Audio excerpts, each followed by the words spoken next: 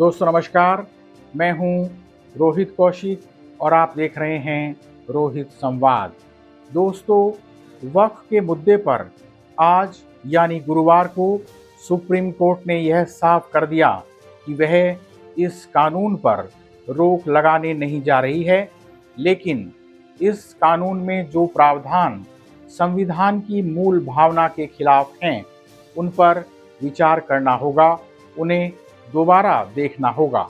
Supreme court के रुख से इतना तो तय हो गया है कि अब यह कानून बिल्कुल उस रूप में लागू नहीं हो पाएगा जिस रूप में सरकार इसे लागू करना चाह रही थी।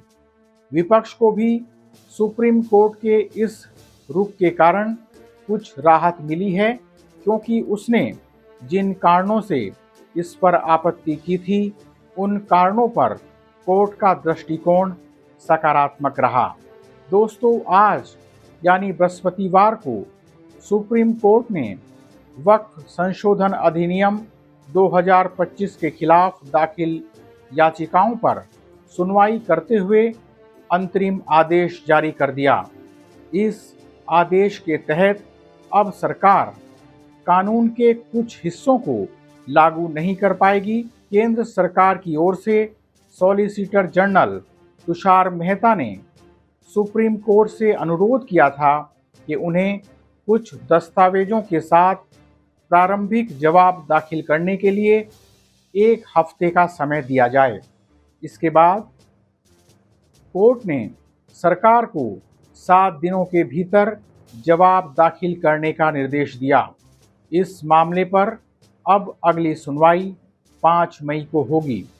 इसके साथ ही अगले आदेश तक यथास्थिति बहाल रखने के लिए भी कहा गया है।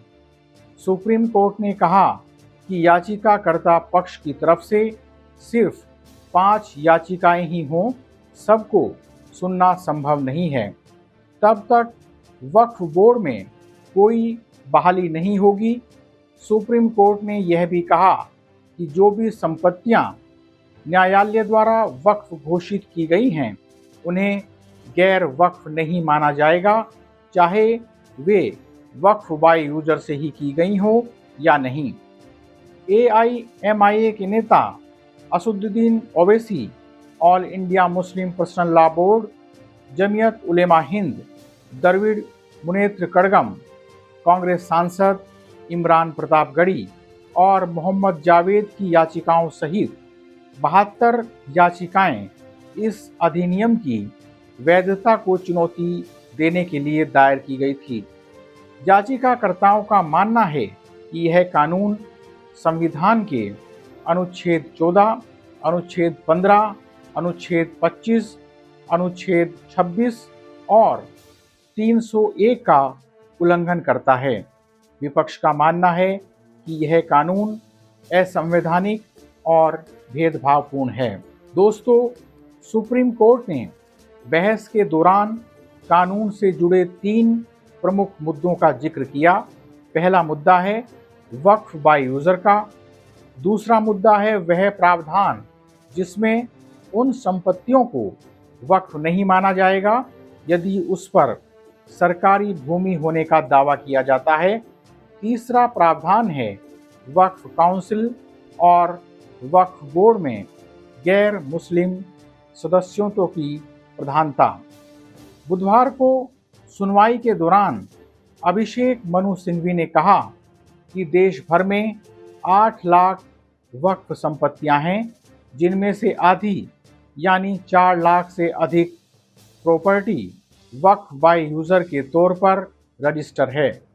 सिंघवी ने कहा कि वक्फ अधिनियम में संशोधन के बाद इन संपत्तियों पर, इस तरह की प्रॉपर्टीज़ पर खतरा उत्पन्न हो गया है।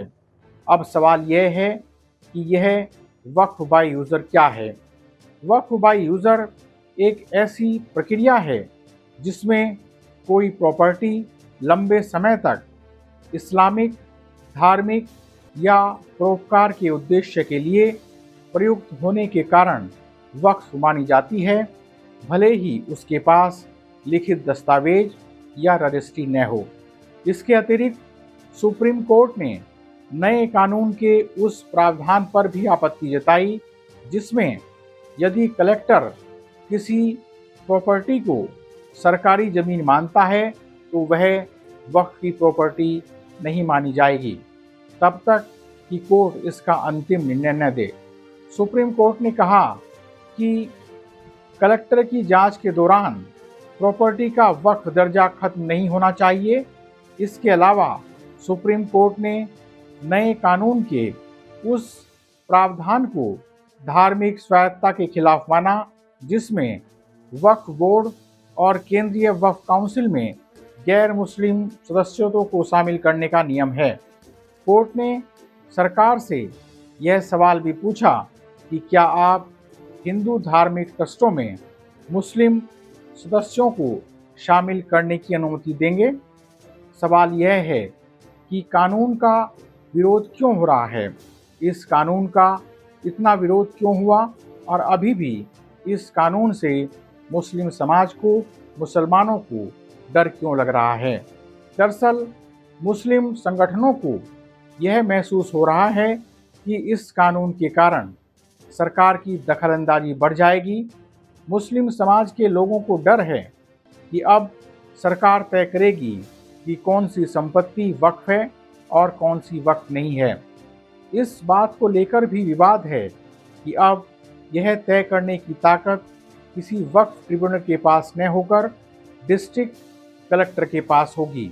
बहरहाल सुप्रीम कोर्ट के इस रुख से यह तो तय हो गया है कि कोर्ट इस मुद्दे के सभी पक्षों पर विचार कर रहा है और इसीलिए भारतीय जनता पार्टी के खेमे में इस बात को लेकर बेचैनी भी है।